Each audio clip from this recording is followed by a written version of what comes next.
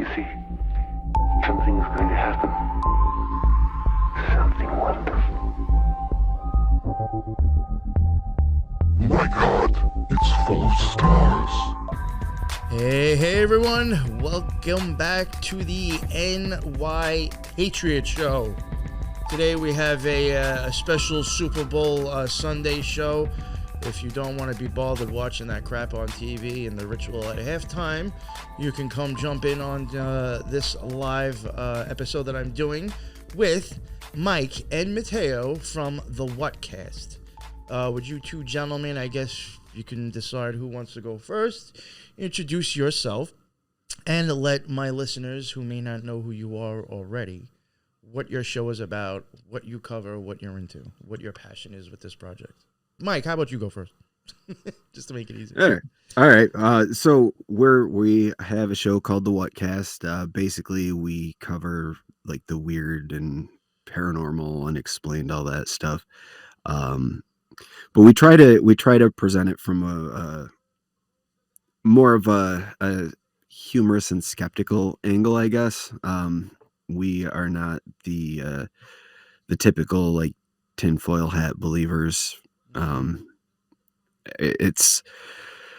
We're more skeptical, I guess we can say, about what we're covering. But we've been doing the show for almost 10 years now. In June or July, it'll be our 10-year anniversary. Holy shit. Yeah, June. I got some fucking OGs on this show. Holy crap. Yeah, so we've been doing it a while. We do 3 times a month we put out our main show, and then we've got a side show we do called Casting What's, which is basically where we just shoot the shit and fuck around and talk about bullshit that's not necessarily related to paranormal topics, but sometimes inevitably ends up there because, you know, it's hard to get away from it once you get balls deep in there, you know. No, I know how it is. Like, I even have another show, the Spiritual Gangsters, and it's like more on people's, like, it's like spiritual experiences, and it's like somehow we still always end back to like conspiracies and stuff, you know? And then like high weirdness, you know. It's just you can't get away from it. Yeah. Now I also know one of you is also a fellow New Yorker too, which I think is pretty cool. Yeah, that's me. I'm Central New York, just outside of Syracuse. Yeah, you're a hike from like Queens, right? Yeah, good 5 hours at least. Yeah, so I guess you won't be coming here to record with me then. No, I've only driven through the city once. I've never actually been there. I was only reason I had to drive through the city was to get from New Jersey to Staten Island. Oh, okay. You know, so I've never been in the city at all. I don't know anything about it. Good. Good. Yeah, I'm really not a big fan of cities. That's why I'm up here. You're missing nice and rural. All you're missing is a fuck ton of people and a bunch of occult architecture. Yeah, I mean the occult architecture sounds pretty cool. Oh yeah, but all the people around you can just but then, you know, there's millions of people there. Yeah. And that's not my jam. That's why I live out here. Mm.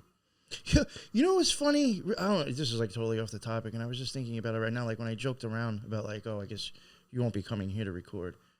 Like, have you ever did you ever see some podcast where it's like you got like 5 dudes in a room that don't live anywhere near each other in a studio? Yeah. How does that happen? I have no idea. With a lot of money. Yeah. Yeah, I mean, Mateo and I, he lives in California. I live in New York. Like I said, we've been doing this almost 10 years. Never met each other. Never. I know. There was something that, you know, popped into my head not too long ago, and just why I was making that joke, maybe because I'm stoned. I was just like, how I want to know, how do I go from this guy sitting on a couch behind the mic to having a studio and a bunch of dudes and motherfuckers coming to me to come on my show? I want to know what needs to be done to get there. That's a rather interesting thing.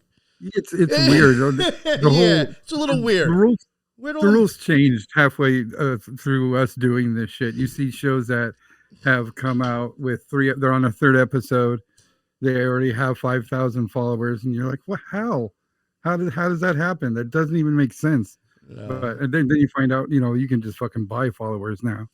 That is true too. Yes, that is true. But I guess we'll get into it. I'm sorry about sidetracking. I also That's half our show. That's what we do. We're pros at sidetracking. 99% of the time we'll end up on fucking comic books or some movie we watch. That's all right. I know the topics, surprisingly for people, I even made sure I told Helen about this. And I'm pretty sure she was actually surprised.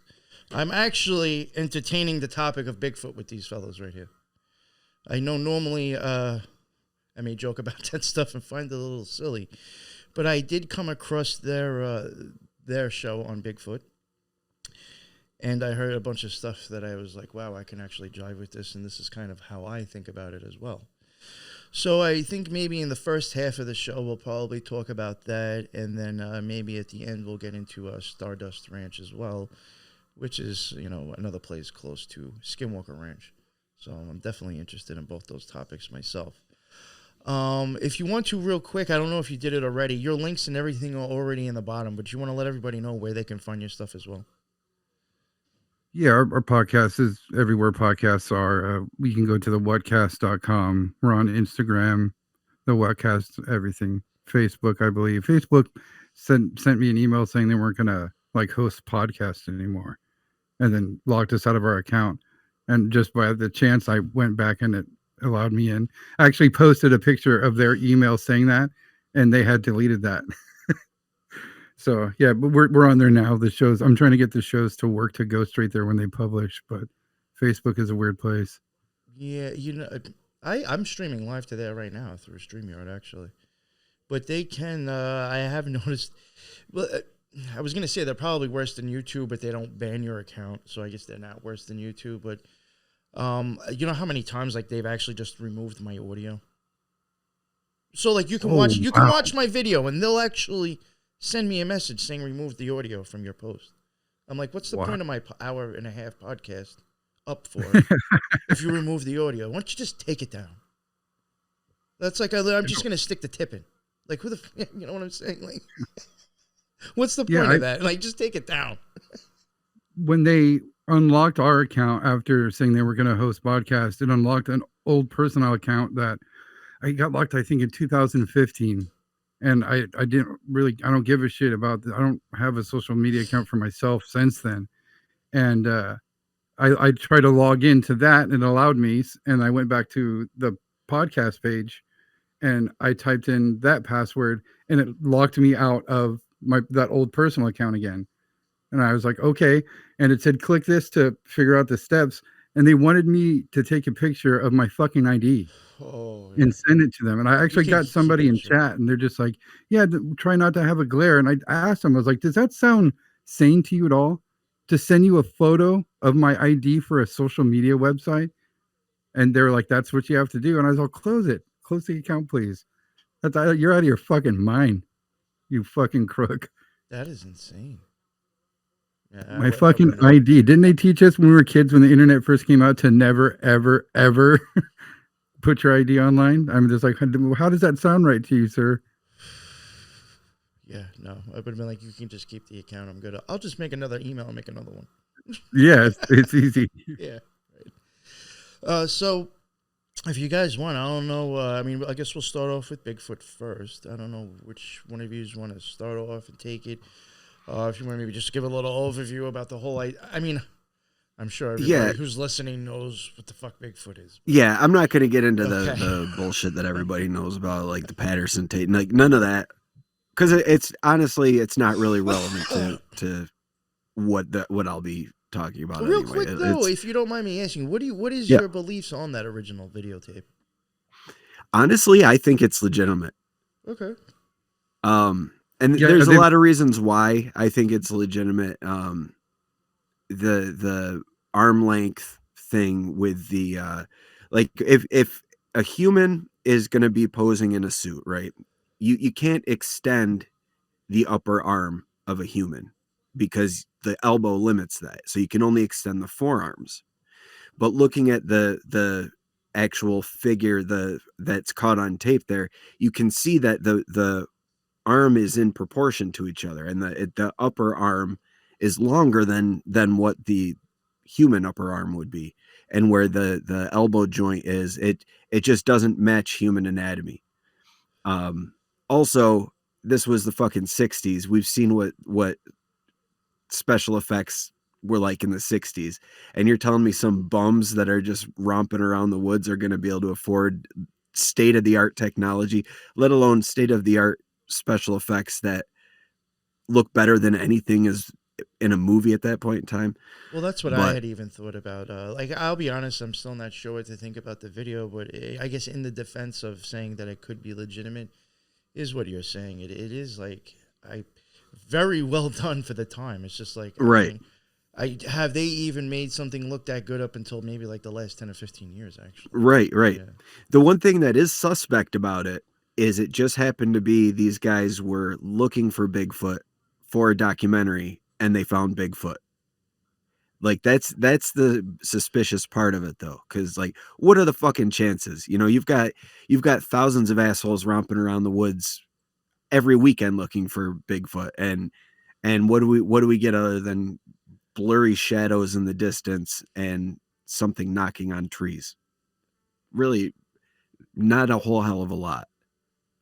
Like even to this day, to me, like all of the footage that's like any like the sightings or pictures or whatever, like aside from the Florida skunk ape picture, the Patterson footage is still to me the most convincing footage there is. Which isn't, again, it's not to say that it's real. It's just it's better than anything else that could have been presented at the time.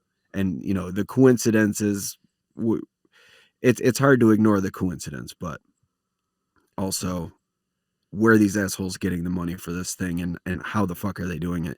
And also one other thing that gets me is the fact that you can actually see breasts on this thing. Like if you're getting a Bigfoot suit made, wouldn't you be making like a big hulking ape? Like why would you be like, yo, throw some tits on that dude? It doesn't make sense. The extra for the tits. It'll look great. Maybe they're like Nostradamus and they knew what was coming in the 2020s. Yeah, maybe. They're going to question it if we don't. Just trust me on this one. It'll get canceled if it doesn't have breasts. Yeah. Wow. But to me, Bigfoot isn't like a lot of people that follow the Bigfoot thing. I think if Bigfoot is real, and that's an if. But if Bigfoot is real, I don't think that it's like a lost hominid species that's just romping around out there. And there's a lot of weirdness that goes along with a lot of encounters with Bigfoot, and it seems to be certain areas as well seem to have more Bigfoot sightings that coincide with weirdness. Like there's this area in Pennsylvania that has all this weird shit that happens. They've got like hauntings, they've got Bigfoot sightings. It's York County in Pennsylvania, but the area itself extends. It's the southeastern part of York County, in areas around Muddy Creek Bridge, and the Susquehanna River and the Mason-Dixon line. Like this area there's long history of hauntings and weird shit that has happened there. And that throughout the 1800s, there were stories of ghosts that would haunt the roadways in this area at night. And it actually prevented a lot of people from traveling those roads at night during that time. In the late 1860s, there was a man named Nehemiah Cooper who was walking home from an evening service at the Mount Nebo Church, and they see in the middle of the road this thing that looks, they said it looks like to be the size of a bucket. And as they're walking up to it, this thing goes from being, you know, how big's a bucket? Like maybe a foot tall and maybe a foot around, something like that, whatever. Small anyway. But as they approached it, it kind of sprung up and it became this huge hulking figure that was 12 to 15 feet tall and 6 feet wide. And at first they thought it was like a Halloween prank because it was late October. And they started throwing rocks at it and yelling to it. But throw rocks at it. they just, I don't know what they thought, like if they thought it was like maybe people like piled up on top of each other or something. Who knows? But it started advancing on them. So then they took off and ran away. And when they came back later, there were no signs that the thing had ever existed. But it's one of those things where it's like, it looks like, it doesn't make sense, like it's this little tiny thing. And then it springs up into this big humanoid figure that approaches them. And this sort of thing has happened for basically since there have been people in the area. There have been reports of these hauntings and Bigfoot sightings. But the Bigfoot sightings themselves really started to pick up in the area in the 1970s. And for some reason, they do you ever, real quick, I just want to ask your opinion on something before I forget. Yeah. And that's it. I mean, I don't see Bigfoot as being a threat in people's minds, but like one time I had covered a guy called Edward Lansdale, who was like basically like a psyop guy for the government, before Michael Aquino was known. And like he had like people in the Philippines like thinking that like vampires were killing people. Oh yeah, the I mean, I'll be totally honest with you. If I was walking through the woods and some dude's hanging with like cuts in his neck and blood on the ground, or no, actually, or whatever, just the way it looked, regardless if I thought a vampire or anything, it's just so gruesome anyway. It could scare people. So I mean, I don't know if it was really the idea of the vampire the way it was portrayed, but it did freak people out. So, have you ever heard the tapes they would play? Flying the choppers around. Yeah, I played that when I covered it too. Yeah. Yeah. And they were like telling the people like you're not going to be like when you die, you're not going to go to heaven or something like that. Like you're going to be stuck in limbo because you're helping the Hucks or whatever people, right? It was wild. One section is of a child crying out for their soldier father to stop fighting. Yeah, they will be together in heaven, and they did some heavy shit. I was like even reading how they made that, and it was actually like multi-layered sounds being played too. Yeah, like they put some work into that. Now, it's creepy shit, man. Not to stay on that for too much, as interesting as that is. I mean, do you ever think do you ever wonder if like maybe Bigfoot just like kind of gets thrown in there sometimes out of just to fuck with people? Not saying that it's not real in general. You know what I'm saying? I don't know. Bigfoot's like one of the big famous cryptids. Everybody knows about Bigfoot. The thing that gets me with Bigfoot and why I think that it probably is a real thing, it's just not what we think it is that every continent, every culture on the planet almost has their version of the exact same thing. And even if you get into like Yeti or where they're supposed to be seen in the snow, I mean, they're white. They've changed, they've altered for the environment. They've evolved to be able to live in that environment. So, the original Yeti sighting was basically Bigfoot. It was a dark figure, and the original photographs that allegedly showed Yeti was a dark figure walking on the mountain. It wasn't until recently that the white-haired Yeti became a thing, and I wonder how much it had to do with Empire Strikes Back. With the Wampa. Yeah. I've never even thought of like the different names and the different colors, even just going back to occultism, if that could actually mean something. Oh yeah. Like to me, like a white one would definitely like more of the beast or untamed electricity or energy. There's I'm just saying, orange ones. Yeah. There's orange ones. There's red ones. Was the orange one the one with the boobs? No, that's no, because that would went perfectly with the hermaphrodite symbol on the yellow or the orange sphere on the tree of life. That was just a grasp. Because it's a hermaphrodite symbol. Actually, I made a post about that earlier today. I'm sure nobody gives a flying fuck or they'll pay attention, but I do think that's a lot of reasons why you like the big thing now is like showing John Cena in a skirt. It's like I mean, it's fucking silly.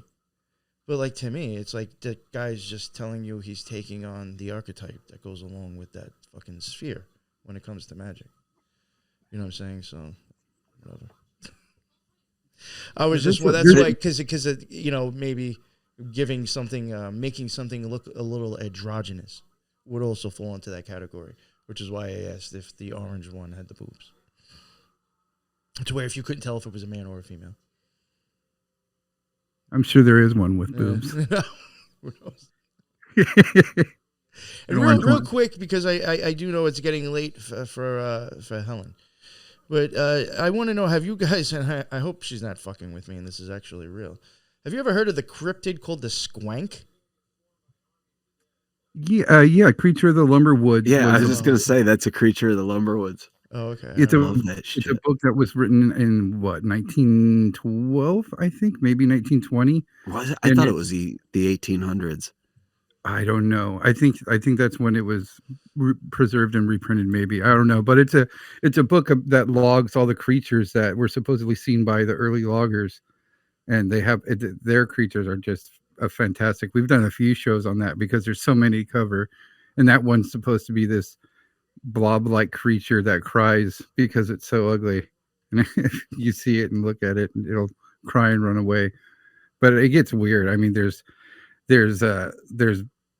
birds that lay square eggs because they live mainly on mountains, so their eggs are square, so they've adapted for them to not roll off the mountain. Imagine having to push that out. That's fucked up. One of my favorites is a creature they describe in that book. It's called the rock slide bolter, and it's basically a creature that's basically a whale, the size of a whale, and its mouth is built to where the lower jaw protrudes, so it can open its mouth, and it has, instead of like a whale's finned tail, it has two big hooks, and they hang on cliff sides, and they wait for travelers or anything to pass down below, and they let go. And they slide down the side of the mountain and engulf whatever they run into. And it has all the cool old, wood engraved drawings of all these creatures. There's a creature that's popular now called the hide behind, which is when you get that feeling you're being watched when you're in the woods. And you turn around and you don't see anything. That's the hide behind. He always hides behind something, so you don't really get to see him. All right, yeah, I just wanted to make sure I asked for about the Squank because I saw Helen was asking, and she's over in the United Kingdom right now, so I know it's getting late for her. So, oh yeah. So we'll just get back to Bigfoot now. So I just wanted to make sure I asked if you guys. Oh yeah. I actually was, because it sounds like so close to Skank. I was like, is she fucking with me? Is this even real? No, yeah, she just it's wanted real. me to ask it. Which would have been hilarious. Which would have been a real story. Would have been hilarious and totally fine by me if she would have told me too. I just would have thought. I just wasn't sure. All right. So we'll get back to creature that tried to seduce all the loggers. It's Squonk. All right. It looked like. Oh God, yeah, it must be stone. The O looked like an A to me on the screen. Squank. I thought it was. That's why I thought she was. Okay.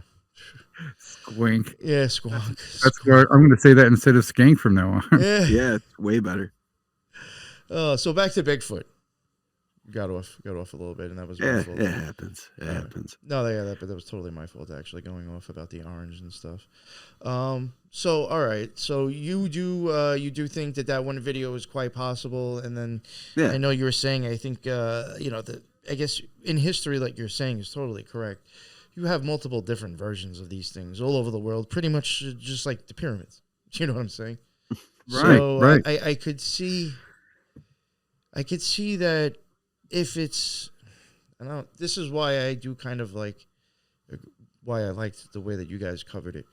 I could see maybe it's something that like consciousness can experience no matter where you are. I know it's crazy. That's like why I think you get the pyramids is because people's consciousness, it didn't matter where you were, you just tapped into the source and you all had the same kind of ideas and stuff. Yeah. Right. I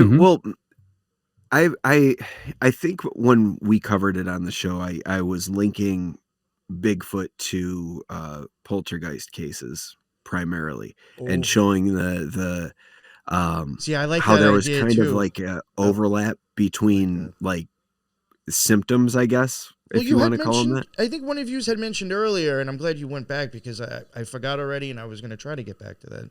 It goes along with this. I think you were even saying that, like, when they have sightings of it, like, even weird stuff's going on. Yeah. And I have thought of the whole poltergeist type theory with Bigfoot, actually, myself. So that elaborate a little bit on that more, I guess. If Yeah, you like would. you want to cover a couple of those because I love that episode, the research you did, because he gave you a choice of like an experience and let you pick what it was, and it was just shocking what Yeah. wasn't a Bigfoot. Yeah, it's well.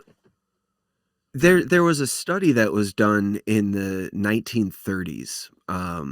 There was a researcher named Nandor Fodor who was he was researching the paranormal, but he was he was trying to like explain supernatural experiences, not trying to prove that the supernatural was real, but trying to rationalize it and figure out what this actually is. And you know, um, his research kind of focused on poltergeist activity.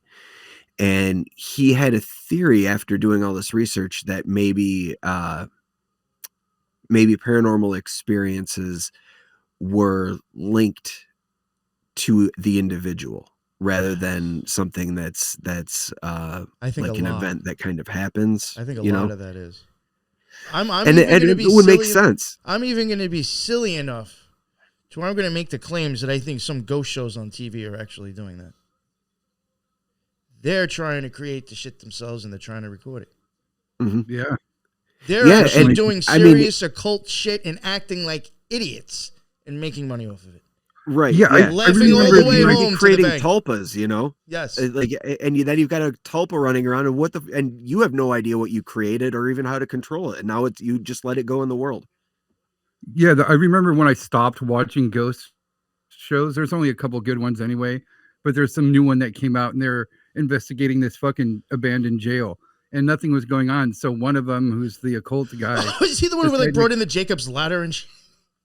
well, he cut his fucking thumb and did a blood ritual right there on camera. Oh shit! And I was like, "What the fuck? Are I know you there kidding was. me?" I know there was one show that brought in a Jacob's ladder, and I was like, "Oh, come on, this is just to fucking create electricity." I mean, whatever that. And then I think they were even like grinding bars and doing. They were trying to recreate this whole thing, and I'm like, this is a little ritualistic actually to me, but maybe I'm the crazy one. But yeah, for sure, I definitely think some shows do that. And I guess if somebody came to me and was like, we'll put you on the Travel Channel if you want to try to practice magic and just play like an idiot and try to record it, I might actually think about that. Right. I'd be like, damn, like, all right, I could practice magic and get paid for it, and it's the other idiots' faults for not realizing what I'm doing. I don't know if you want to look at it like that. Sometimes I have to question, is it just that humanity is so fucking retarded? It's our fault at this point that we don't see what's going on. I agree with that. Like, are they really being assholes, or are we just that dumb? Like, I don't even know where that line is anymore. It's getting so blurred. So, yeah, I agree. But okay, all right. So I'm sorry again. I took you off course, but back to that story again with the Bigfoot, the paranormal. Yeah, why don't you give us one of those examples, Mike? Well, I wanted to talk about the similarities between the two. Before I get into some examples, just to kind of show like different researchers and how they're, I think a lot of the problem with paranormal research is that it's so compartmentalized, like people are like, well, this is an alien story, so only UFO researchers are going to look into that. And then this is a Bigfoot story, so only Bigfoot researchers. And this is a ghost story, so only ghost, so, and there's so much overlap with this. And I think that it's in a lot of cases it's just not recognized. But in the 70s, they would put more eyes on it. You know what I'm saying? Yeah, but I think it's more everyone has their own idea of what these things are, and instead of looking at it from the framework that it could be all the same phenomena just taking different forms. Yes. Versus these are aliens from outer space. This is an ape that lives in the woods, and these are spirits that are stuck in this location. There's a lot of cases where all of these things happen at once. And in the 70s, these two researchers, Gald and Cornell, who were doing serious research into poltergeist activities, and they studied 500 cases from the 1800s through the 1970s. And after going through all these cases, they found these common symptoms that were in all cases. So, or well, I shouldn't say all cases, but that had overlap in multiple cases. So there was the reported movement or disappearance, reappearance of small items, peak activity after nightfall, anomalous knocking, movement of heavy objects. There was some sort of communication, such as voices being heard or breathing, and opening and closing of doors and windows. Now, the reason I'm talking about poltergeist is because there is a specific class of reports for Bigfoot sightings called Class B reports. And a lot of these have overlap with these symptoms from poltergeist cases. So a lot of them seemingly appear around women and children, and traditionally poltergeist activity happens in females as they're entering into puberty. So that matches there. There's heavy breathing heard with no discernible source, anomalous whistles, screams, or laughter, uh, sound of heavy movement in the woods, stomping noises, banging, scratching and tearing noises, uh, the sounds of children crying or screaming, the smell of sulfur or rotten eggs, interference with Sulfur. electronics, and oddly enough, strange lights from the woods. I find the So sulfur these are all interesting. things that, if reported in a wilderness setting, if you see all these, hear this stuff, see this stuff in a wilderness setting, it's considered a Class B Bigfoot interaction. But if you were to say be at some old house and any of these things were to happen, it would be considered poltergeist or a haunting. Yeah. Both cases, there's no evidence of a physical being, right? It's just sounds, smells, and feelings. That's really it. But there's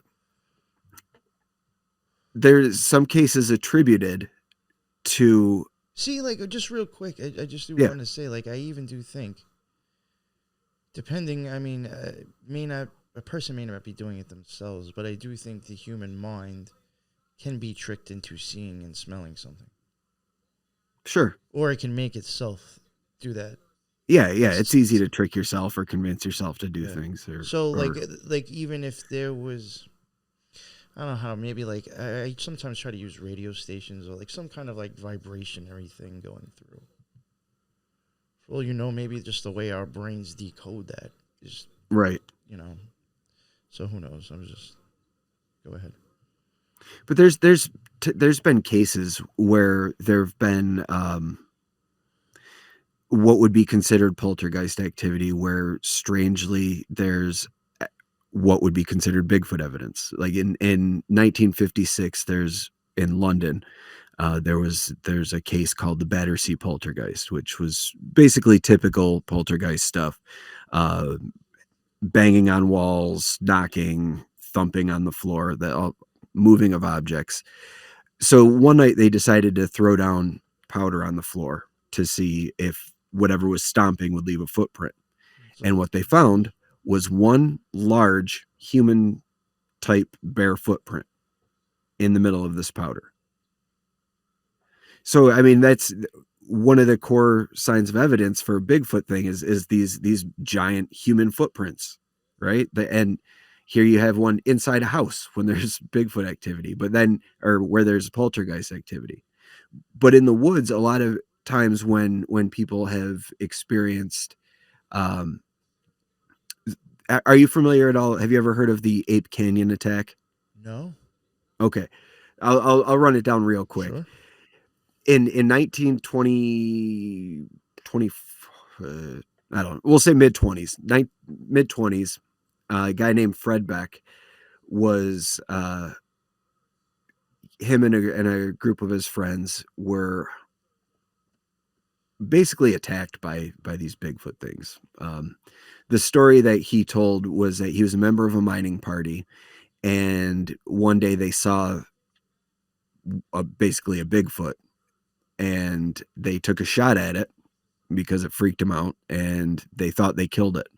They then went back to their cabin, and that night something started throwing boulders at their cabin, and they kept hearing thumps at the door. It sounded like something was trying to knock down the door, and they basically were under attack all night by these things. And then morning came, and it dissipated. Fred Beck said in the weeks leading up to that encounter where they shot the thing, they had been seeing these Bigfoot tracks all around. But he said when they encountered it and they shot at it, and then later when they were attacking, he said that he had the feeling that these were spiritual beings. They weren't actual physical beings that they were encountering, but they were spiritual beings. You imagine believing that? Yeah. And I'm not discrediting him. I'm just saying, like, imagine, like, that could be actually more terrifying to somebody than thinking. Yeah, like that would absolutely be more terrifying. Yeah, like, what are you going to do against a like, spiritual being trying gunny, to kick your door down? Yeah, the guns. Yeah, like what happened that made him think it? Was it the speed of what was happening, or the abilities of whatever was seemingly causing these disturbances? Like banging on this window, and then all of a sudden it bangs on the wall behind them. Then the front door gets bumped. Then a rock comes on and hits the roof. I wonder if it was something like that gave him that idea. I wonder if you went out there and lit a fire, if that would make a difference. Yeah, I don't know. Yeah, I believe the reason oxygen, he right? thought they were spiritual was because they didn't, when all this stuff was happening, they didn't see anything.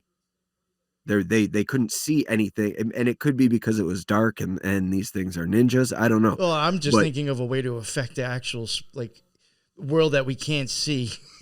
A way to affect that back at them. I don't know if fire would work, but I would maybe think of doing that because that would be changing the atmosphere around me. That they're throwing rocks at me, and they're from that angle. You know what I'm getting at, kind of. Yeah. There's another case that to me, I don't know what to make of this one because it sounds like it's a poltergeist event or a haunting or something, but it ends with an attack by a Bigfoot. So I don't know, but in this was from the 40s in New South Wales, Australia. This guy named George Knott and his family moved into a home that had been abandoned for a while. So already we got the makings for a scary story. So move into an abandoned home. Shortly after moving in, they start hearing thumping sounds on the ceilings, and the doors inside the house would start swinging open and then banging closed all by themselves. There were objects that started being thrown around the house, and then there was an occasion where pebbles were thrown onto their roof, but there were so many pebbles thrown that it sounded like it was rain. So it wasn't just like a handful. Yeah. But it all culminated with these huge human-like footprints appearing in their yard around the house. And on the last night they were there, this giant ape man, what they described as an ape man, broke through the front door and grabbed Mrs. Knott and tried to pull her outside the house. Oh, shit. And then, obviously at that point you say, fuck it, I'm done. I'm being accosted by an ape man. I'm not dealing with this shit anymore. Thumping on the wall is one thing. Getting dragged out of your house by an ape man, something else. So I don't, how do you classify that? Is that because all the other shit happening in the house, there was no Bigfoot there, but then Bigfoot just rolls up and starts stomping around. He's like, hey, I heard there were ghosts here. I want to hang out too. Like, do they have Loch Ness Monster in the fucking pool as well? Yeah, how would a Bigfoot make it rain rocks?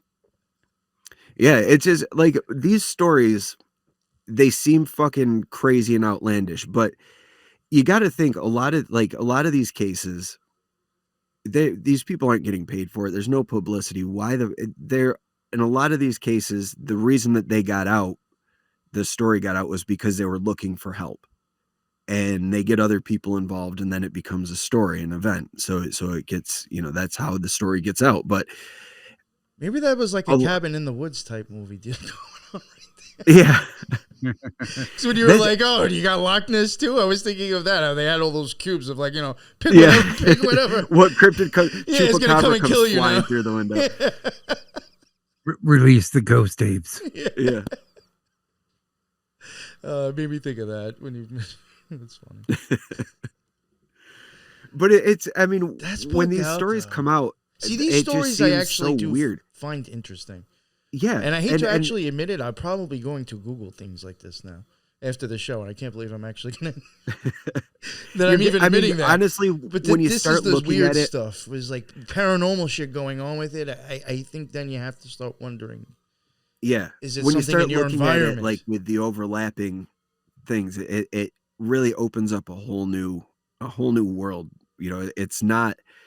And that's why, like, when I first started researching this stuff, I came into it like hardcore believer, like believed in aliens and Bigfoot is Bigfoot. Bigfoot's not an alien. Bigfoot's not a multi-dimensional creature. It's not spiritual. It's a fucking ape.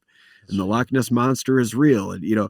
And but the more research you do, it kind of, when you start looking at the similarities and not the differences, it kind of starts to paint a different picture of what the nature of the paranormal might be. And to me, it makes it more believable because, sure, saying aliens are real, that makes sense. There's billions of other planets out there. But does that necessarily mean that aliens are visiting us or that they influenced our past and fucking built the pyramids? No, none of that doesn't necessarily correlate. But when you have all these events that take place, like the one I just talked about, where you've got hauntings and then Bigfoot rolls up, or there's so many cases where there's UFO sightings at the same, like getting back to the York County in Pennsylvania in the late 70s, they had a long flap of UFO sightings. During those UFO sightings, the Bigfoot sightings increased as well. So it seems weird that there's a correlation between those two. Yeah, that really piques my interest. Yeah, Bigfoot and aliens don't mix, I guess, traditionally. See, and I'm also of the belief, and I've said it multiple times on my show, so this probably isn't new to the listeners, but maybe for you guys, I also do think a lot of UFO stuff is just magic or occult stuff that's being misunderstood. Yeah, are you at all familiar with the CE5? Is that camping like with things? Greer? Yeah. See, I unfortunately, and I don't know if this is in. I'm not trying to knock the man when I say this, but I do think he understands a lot more than what the other people there are doing. Now, I'm not saying that's putting them in any harm or that's dangerous to them, but I do think that man is practicing magic through. Yeah, he definitely, and he's using that to take advantage of these people, and he's framing it like they're fucking aliens. The thing is now, just thinking about it now, I did say, I don't know if it's being harmful to the people, but I just remembered it is also a ridiculous amount of money to pay to go do this. Yeah. So I would say he's probably taking advantage of them. I forgot about that aspect. Yeah, he absolutely is. And but that's the reason I bring that up, because the dude, we just talked about him on the show. I think this week we what's funny? I made a couple of remarks remarks about him a few times. I don't know, I think on social media or something, and I was actually surprised that like conspiracy theorists, there was like a couple of people that I knew that were like didn't thought I was kind of fucked up for saying that I thought he wasn't a trustworthy person, and I'm like, yeah, I honestly think he started out with the best. Oh yeah, intentions. He may have in the early 2000s when he put out the disclosure whatever interviews. Like, he had a bunch of government and military officials that had sightings or encounters or whatever, and they went on record talking about their experiences. And like Yep. that was his big thing. He had the Disclosure Project was like his baby. But then I think more and more people started wanting to get him to speak, so he started being like, well, I can charge money for this. And then he went off the deep end with the new age stuff, like really heavy into that. And then you can see the occult ties with that. And then his the CE5 is basically a summoning ritual.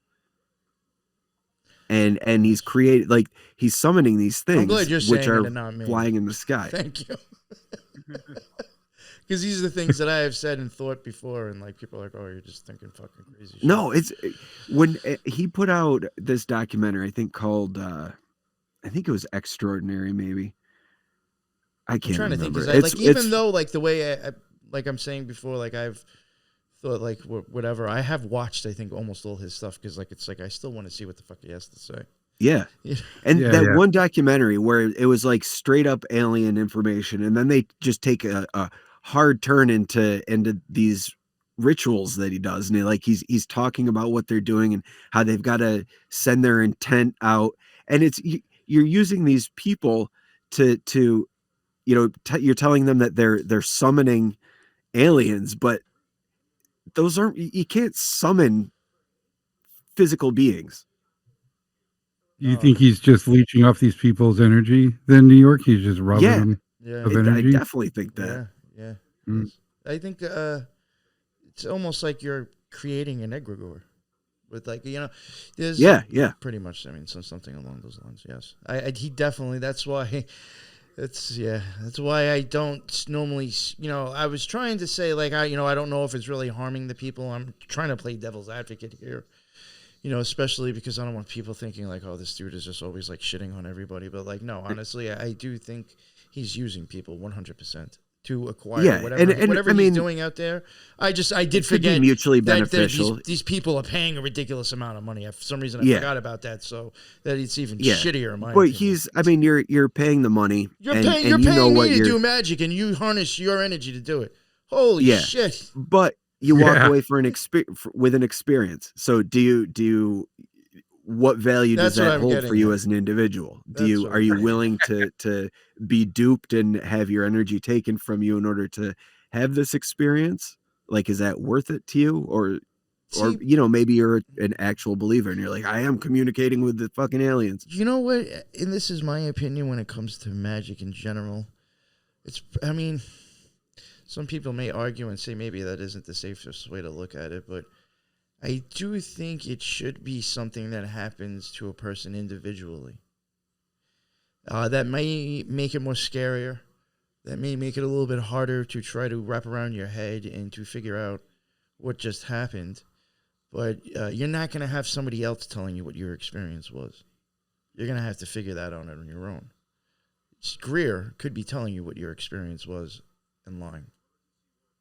Mm-hmm. Yeah, exactly.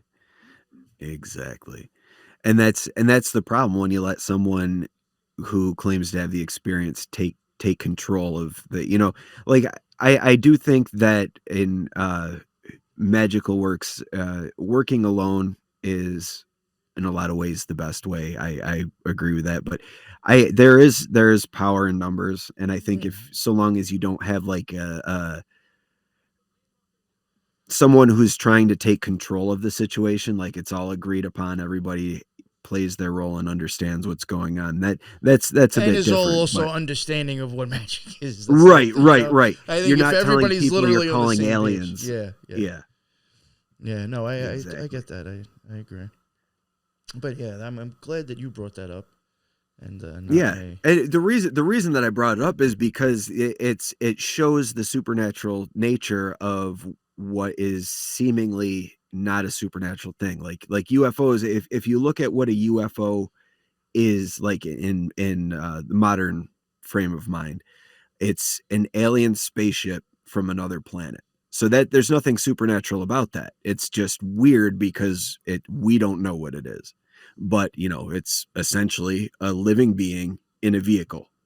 So nothing supernatural about that.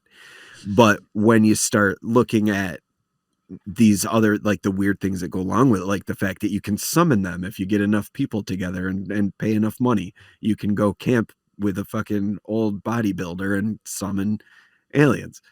Yo, that's a, it's funny that you said that, because whenever I think of him, what's that? Is it briefing? He says this one word like constantly, and all he does is like constantly like, pull out his shirt like he's like some like that's like 3 sizes too tight. Yeah, like he's like, I just got out of the gym and I'm swollen. I got to keep pulling on my clothes because I'm uncomfortable. It's like that's all he does and keeps saying like debriefed or debriefed. Like, fucking shut up already, dude. Yeah. That's just my opinion. No, I agree. I used to be a huge fan of the guy. So was I when I was a kid, really good things. or younger, for sure. I was real. I was when a I first fan found of him out when about he came... Disclosure Project, I'm like, fuck yeah, Stephen Greer. Do you Fuck remember yeah. Project Camelot? Oh my god. That's Don't how I even found get me out who he started was. on Project Camelot. Well, see, that's the whole thing too. All right, Like, this is awesome. We're gonna love go down this. the David Wilcock road Let's as fucking well. do it all. Let's do it all. That's amazing that you remember Project Camelot. Thank you. Oh, that is so awesome. See, that is one of the reasons why even, especially Wilcox, Wilcox and Greer. Greer was already known, but in my opinion, Greer and Camelot had a WWF feud just to entertain the conspiracy masses. And Wilcox got well known from Project Camelot, and we all know he's a fucking lying piece of shit. Oh yeah. So like you had to question Project Camelot in the first place, in my opinion. Right. Which is why I think maybe one of them left. Yeah, I don't know. I couldn't stand, like, I remember Terry Cassidy and the guy with the fucking cowboy hat. Yeah. The old guy with the cowboy hat. Yeah.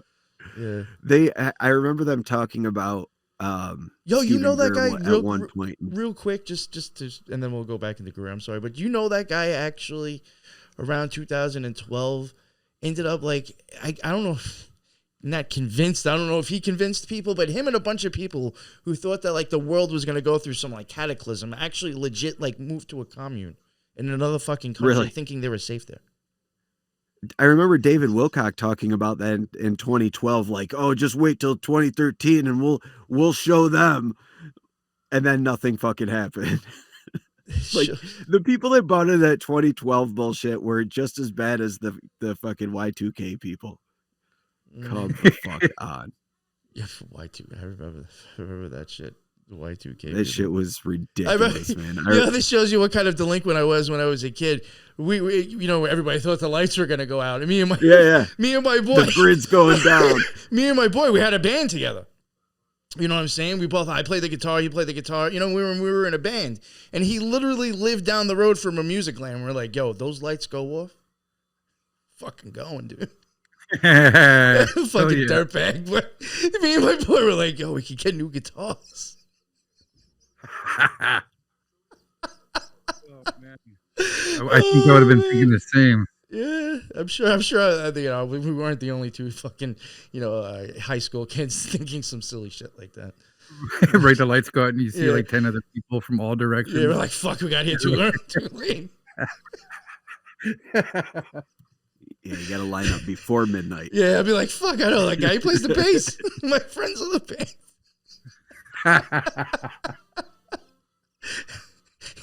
Yo, grab me some foot pedals and just throw some out. Oh man! All right, sorry. It was a good old memory. All right, so we'll get back to Bigfoot again. No, I'm sorry. No, we're talking about Greer and the UFOs and stuff like that. I mean, even you seem to know a little bit about occultism. So I mean, have you ever like heard about like supposed like more UFO sightings when Jack Parsons was fucking around with the Babylon shit? No, I don't know anything about that, but I know. And Crowley did do a ritual, I think. Yeah, that allegedly summoned the Loch Ness monster. Oh, to be totally honest with you, I would actually think, unfortunately, because of Crowley being over there, I really do think that was just a psyop. But no, like he did. I'm almost positive Area 51 is in an area that he did do a ritual in. Really? Yeah. I did. I could be wrong about that. I'm saying that right now, but I have heard that plenty of times. I don't know if I looked into it and I remembered it as that being correct, or is it just a thing I've taken as truth? I don't remember. Yeah.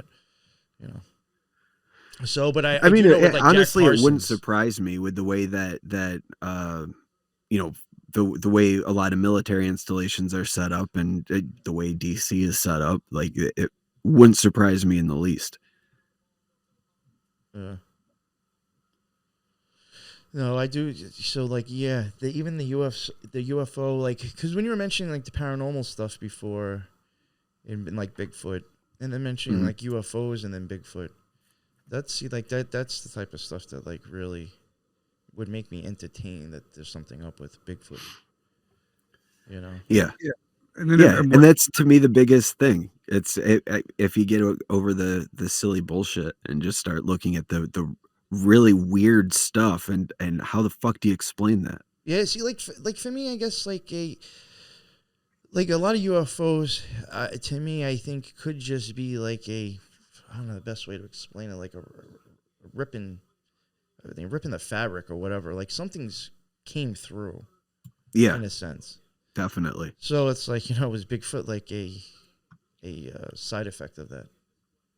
Yeah, I think a lot of cryptids are like it, especially the one-off things that just like a group of people see once, like the Flatwoods monster, the Dover demon, like where it's just this weird creature that's seen on this one night and never seen again. I mean, And it's associated with some sort of UFO activity typically.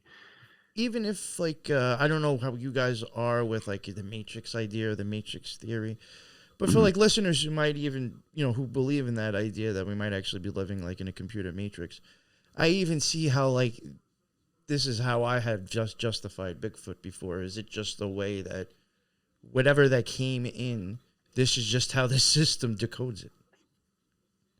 Which could lend to other cryptids possibly being real, because it's just some vibratory rate that the system is just like, all right, this is what we spit out with that. That's why you might get some weird, creepy looking things every once in a while. Right. I don't know. I mean, I know that's like a little bit more sci-fi, but it's something I do entertain at times. If we're in a simulation, there's going to be glitches. There's going to be stuff that doesn't make sense. Sure. It's like they say that's the Mandela effect. No, maybe, yeah.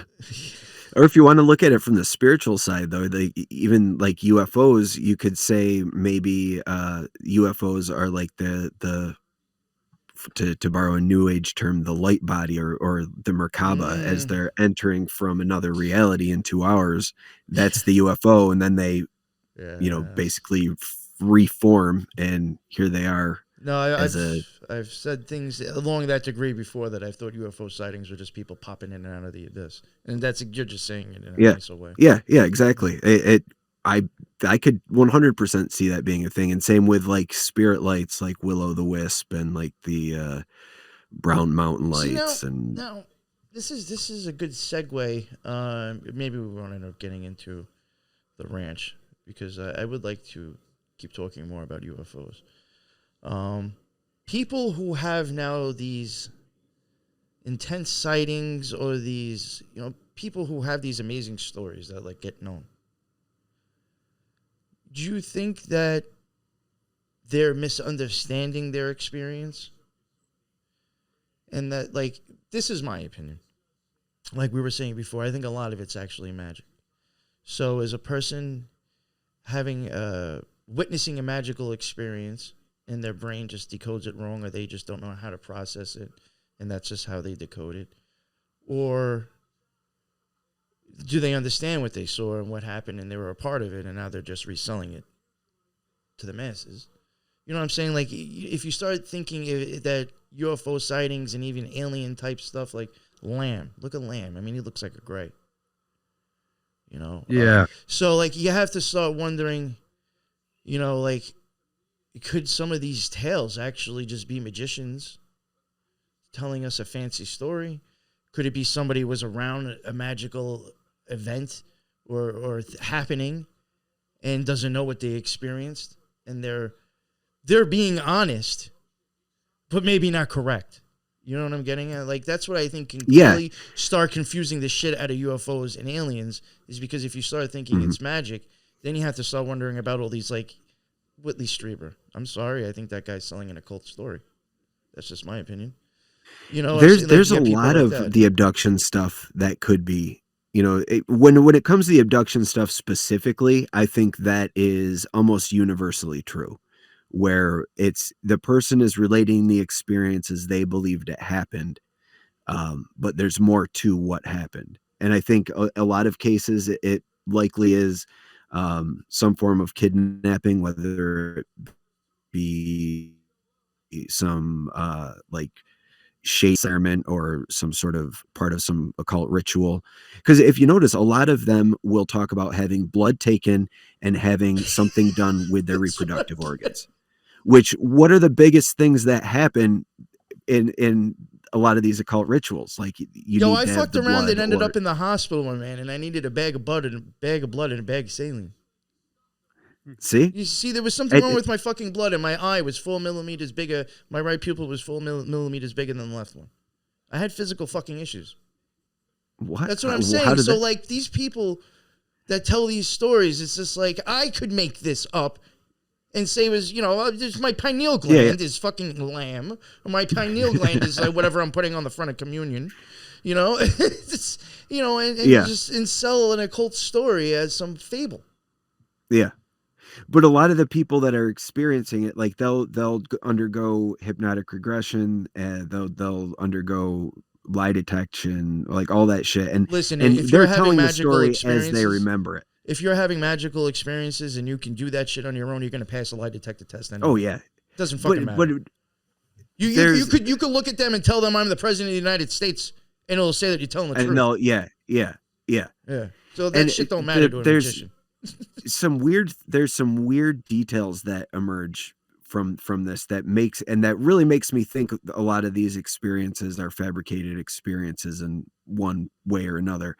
And it often has these weird creatures, but also people interacting together, like in these moments of lucidity. So it makes me wonder if it's like one party's wearing costumes, one party is not wearing costumes, and if you look at things like MK Ultra with the use of psychedelics trying to do mind control, and then if you buy into the Montauk conspiracy thing, the Montauk Project conspiracy, how they were using psychedelics and basically torture and trauma to try to create psychics or jumpstart telekinetic abilities or things, or Listen, I've even remote thought viewing, things like that. I've even thought that some people's stories was like more of like you might have either brushed against something, like maybe somewhere you shouldn't have been, or you were actually particularly targeted.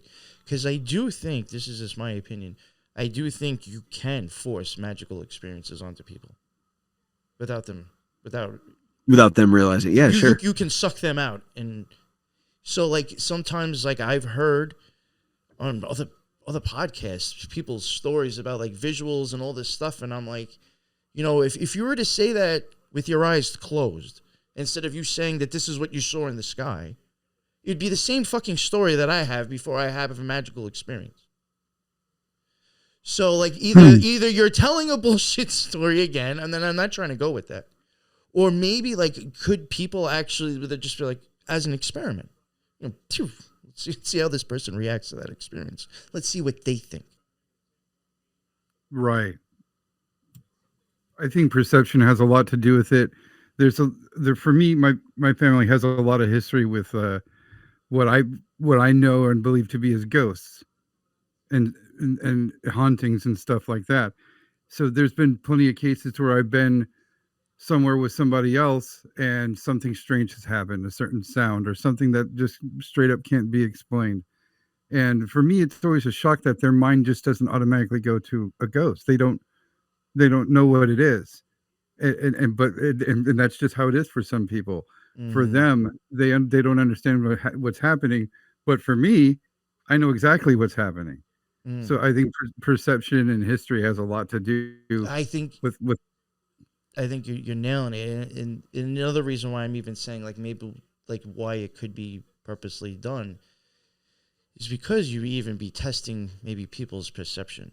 Because I think maybe the more like me, if that was to happen to me, I think I'd have a different experience to tell than somebody who didn't understand what happened. You know what I'm getting at? Yeah, right. 100%. I agree.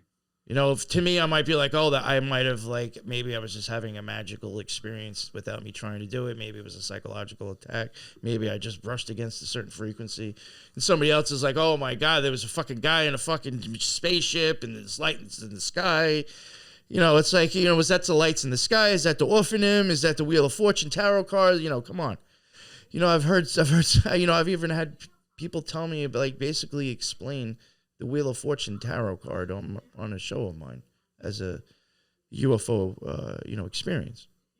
And I wasn't doubting them, but like, that's just like, they were pretty much painting that, you know, and I'm just like, you know, how much is this just like perception? You know what I'm saying? Like there is like something really going on, but like a lot of the stories is just people's perception. And what I was getting, like another thing too with that is like basically like, you know, like what I was saying, like testing people is depending on where you're at in the head, that's all you're going to have to work with. Your brain is not, for the most part, not going to just magically come up with a way to describe something.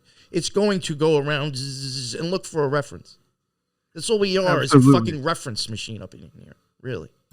Mm-hmm. And if we don't have something to equate that to, it's going to look for the best thing to grab onto it because it's going to get scared. Yeah, just look for archetypes. Yes, please. I don't understand this. Tell me what the fuck it is. And then that's what happens. Yeah. Yep, right, that's the brain's job. And politics.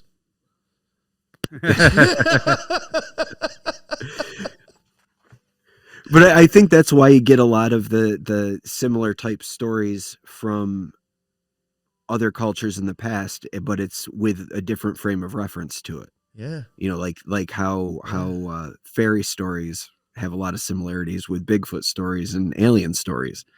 And that you keep going back and you've got like the stories of the jinn and how they would interact with people and how that kind of matches with some of the stories of Christian demons. And, you know, it's all just different titles and different references that are made to fit the times and the understanding. And now we've got fucking, these things are being attributed to fucking aliens because we are modern people and we're a spacefaring civilization now. So we can, that's where our mind goes. Something unexplainable in the sky. The only possibility is that it's from another fucking planet. That's it. It's not ours. So that's the only fucking possibility.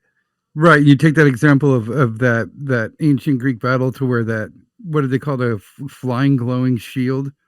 Yeah. You know, and that's, I mean, they took it as that. It was a flying glowing shield, a sign from their god to not fight anymore. But if you bring that story to us now, that's clearly a UFO. It just depends on what's going on in your time of existence.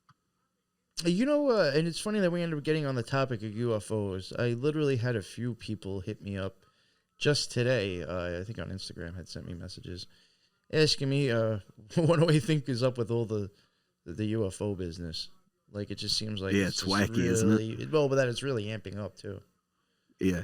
Because it's a fucking psyop. That's why. That's what I think, yes. Since that article came out from the New York Times, they've been planning. That's all it's been doing is ramping up. They've been dangling carrots to get people interested, but not giving enough information so that we know what's going on. And they just slowly ramp it.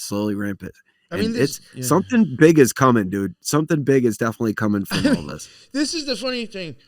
It's so funny, like just in like conspiracy community land, I guess. You know, you got people that like think that it's just like complete bullshit. You know, that UFOs like what you're saying, it's a psyop.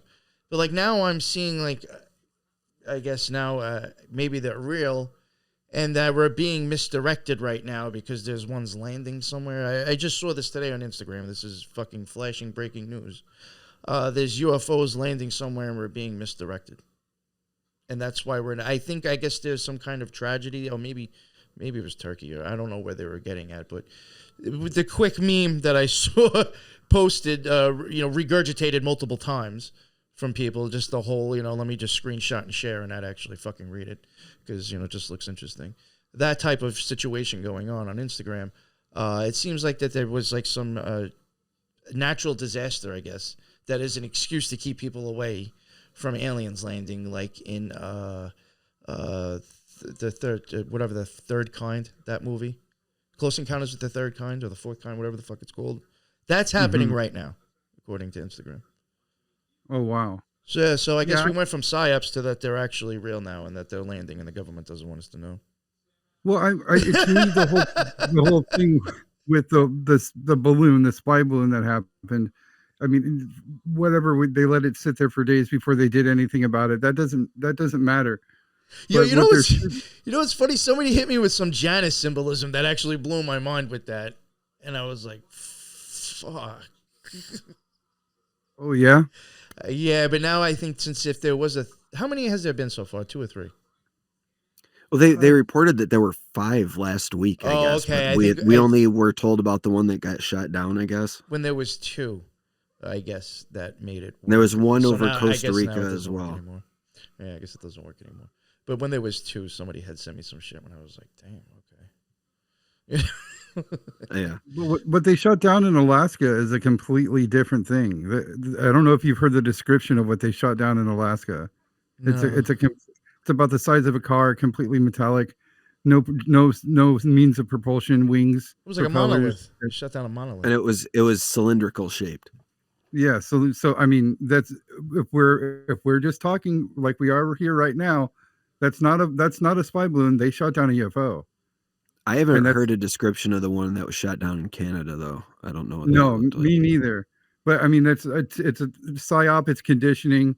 Mike, you said a long time ago they're going to want to get us used to seeing things in the sky get shot down. That's unexplainable. But I think it's a little bit of trauma-based mind control as well. I mean, what was it, like 3 different objects now? And they're not spy balloons, but just unidentified objects. They wanted to change it from UFO to UAP, but now they're saying that they're shooting down unidentified flying objects. That's a fucking UFO. And if that's the case, what does that mean? They've been around, and people have this real ignorant thing with this alien stuff that's going around. Our government said that all that shit's real. This whole UFO thing's real, and nobody really batted an eye. I'm like, they admitted it. I mean, so what does that mean for like Bobby Lasers? I can never remember his real name. Mike, what's his name? Bob Lazar. Bob Lazar. People like Bobby Lasers. I don't know how I didn't pick that up because I remember Bob. I remember Bob Lazar before he was on Joe Rogan. Yeah, exactly. So I mean, what does that mean for everything he's been talking about and all this stuff? But so they started by admitting it, and it went from admitting that there are these things that are flying around that they don't understand to now we're shooting down unidentified shit. That's real fast. That to me, that goes from psyop to a little bit of trauma-based mind control.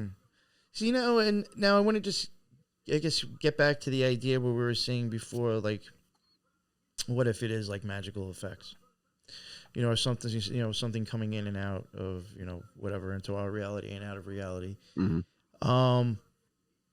Like, so now if a supposed UFO event happens, do you think that we're being made to think it's like these people in a spaceship because they don't want the masses to know that they're putting on elaborate magic show? Yeah, that would make sense. I would buy into that. I have wondered that myself. Is if like because I think serious shit's gonna go down or serious shit is going to come in, and I'm not saying that it's gonna be like a destruction. It could take a while to ferment and create whatever it's gonna come from it, but I do think that is quite the possibility, and it will just be sold to people as something else. Yeah, mm-hmm. I fully believe that because it just seems like that and this the is way even the that other things thing are being too, framed, real quick if going back from 9/11 aroundish, that area, that time frame, I don't want to get too specific, about that. But from since then on, even prior, actually, we've just been conditioned to be afraid of something we can't see. Yeah. So we don't even have to see the driver. No, Right. There never has to be no, like, creature on TV next to the president. Oh, this is going to be great. This is whatever, blah, blah, blah. We just have to see something in the sky that's big and scary. Yeah. It's a witch or a communist or a terrorist or an alien. It's all, it's all the fucking same. Yeah. To me, what's strange is, like Mike, you said, something big's coming, and I agree with the recent events of them shooting shit down. But the question for me is, what's coming that's so gnarly that they're willing to distract us with admitting UFOs are real and they're shooting them down? That's what I've. That's crazy. Are they gonna raise a fucking elder being? And then you also have to think too. Right now, depending on what's really going on, I mean, there is, my opinion, over in Ukraine, there is a lot of beast and symbolism being used. I don't want to say specific words because I don't want to have to worry about censorship, but right. There's even that supposedly going on. So I mean, there is destruction of the earth in some ways happening right now anyway. Mm-hmm. So I mean, it's just, if when you want to start just taking, I guess maybe removing what the story is being told and just looking at what's actually happening, maybe it could get a little weirder and almost seem to just connect if you want to start thinking in occult weird ways. Right. I mean, I even think, my honest opinion, the forest fires going on and with all the bullshit that happened 2 or 3 years ago was all connected in a sense. So that's why I'm wondering if what's going on over there is going to have anything to do with other things. Which then, if you even think of, if you want to get, real weird about it, it's like, is this just polar opposites across the sea? You know what I'm saying? Right. I don't know. With the body of water in between, as above, so below, weird shit Right. like that. Yeah. So, I know it's getting out there, but, I think there's a lot of weird shit going on right now. And I think the UFO stuff is going to be, in my opinion, a cover-up for real weird shit. Yeah, I do too. And I think initially I thought that they were floating the idea of UFOs to cover up experimental military craft, like just as a way to, be like, oh, it's UAP. We don't know what that is, but it's really, top secret craft. But with the way that things have been going, it really seems like there's more to it than just trying to muddy the waters. You know what that's also like at this point they're working towards something. You know what that will also create? More division. What's that? Oh yeah. Now you'll have the people who are okay with it and people who aren't okay with it. People who like the aliens, people who don't like the aliens. Yep. It'll just create more division. Yeah, it will. You'll have people who are both on the same side at one point, both wanting the same thing, hating each other over that one difference. Yeah. Yeah. Because they love our alien masters.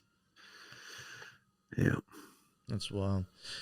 All right, maybe we'll just leave it there. I really had an amazing talk with both of you gentlemen, and I really like to be. It was nice to be able to shoot the shit on a UFO topic, with in the way that I was, with you guys, and the way that I was talking about it. It was nice to be able to do that because I haven't really before. I don't come across too many people that are heavily into, I guess, covering that type of stuff and not wanting to entertain that point of it. So I thought that was perfect for my show, and it was an awesome chat for me. So I thank both of you for coming on. Yeah, thanks for having us, man. Yes, and right now we're actually missing Rihanna too. So I'm sorry. Oh God damn it! Yeah. I had the fucking TV, Rihanna's on. I had the TV muted, and it's she's actually on right now too. So. Is she gonna have somebody barf on her? As of right now, no barfing. She's in a red outfit, of course. But I actually, in case anybody knows who Drewcast is, if you don't know who Drewcast is, I will be covering. I'm taping this right now. I was asked to watch this and cover this in my, how I see it. So I should be covering this week on Drewcast, and also on Infinite Fringe this week. I will be covering the Sam Smith performance. So if anybody's interested in hearing that, I just promoted myself. Check that out this week coming up. I don't know if they'll actually drop this week, but yeah, we'll supposedly be decoding Rihanna's. I've already started Sam Smith, so that's definite. I'm definitely doing that one. All right, done promoting myself, and I will let you guys, for people who maybe came in late, would you want to plug your stuff again, just so people can hear it? Yeah, Sure. you can. You weren't sure. I'm sorry, I should have asked one of you. You take it, Mike. I Yeah, already Mike. did it. All right, so we are the Whatcast. I'm Mike. He's Mateo. You can find us wherever podcasts are under the Whatcast. We're on. I don't even know where podcasts are these days, but we're there. I promise you. Just look for the Whatcast. We've got about 10 gajillion episodes. So What do you use to host your show? If you don't mind me asking. We used fucking what was? Is it we used Spreaker? LinkedIn. Oh, Yeah, Spreaker. Then your shit's everywhere except for like Anchor. Yeah, Yeah. exactly. Yeah, it's everywhere. Yep. That's the only reason why I was asking, because I was like, if they use Spreaker, that shit's practically like on every Yeah. popular. It's on almost everything except for like that and Podbean and Anchor probably. So yeah, I have your links in the bottom for your YouTube. I got your Twitter. I got your Instagram, and I have what I think you had. Was it an Anchor or a Spotify link on your Instagram? I have that link all in the bottom. So Nice. people have no We appreciate excuse that. not to go check out this show right now. So I really want to thank you guys. I actually can say that I had an entertaining and intellectual discussion on Bigfoot. I can't believe I'm saying that. Yeah. So it's thank you, it's gentlemen, fun when that for can that. happen, isn't it? Yeah. And I it's just these ideas I think people should just start looking at more. You know what I'm saying? Yeah. We can I agree. entertain that maybe there is something up with it, but it's not some caveman. Maybe let's think a little deeper. Right. Yeah, they've existed for thousands of years. They've been reported for thousands of years, and we haven't gotten anywhere with it. Let's open our. You nailed it. If we haven't gotten anywhere with the thinking that we've had for how long, maybe we should try a different approach. Thank you, my man. Yeah. That speaks for all of humanity with everything right now. So I will just end it there. Thank you, everybody, for jumping in on the live. That is what's up. I saw Thrash. I saw Helen. I saw Killa, J Mac, Eric, Marianne. What's up to all of you? Asha, Jonah. Thank you very much for all jumping in. Hope you all enjoy the rest of your night. Thank you again, gentlemen. I had a great talk about UFOs and Bigfoot. We'll have to have another discussion. And until the next one, everybody be well. Later.